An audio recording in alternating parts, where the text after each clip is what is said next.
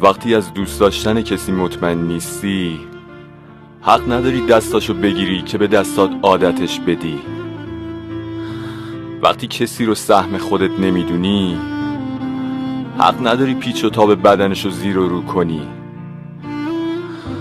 وقتی موندنی نیستی، حق نداری از آینده های خوش باش حرف بزنی و براش رویا بسازی.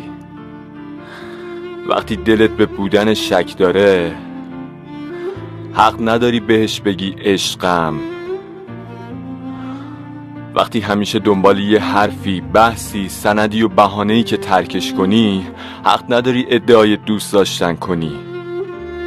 وقتی به اعتماد کسی تکیه گاه شدی، حق نداری زمینش بزنی. اگه همه این کارا رو کردی، فارغ از جنسیتت، مردی.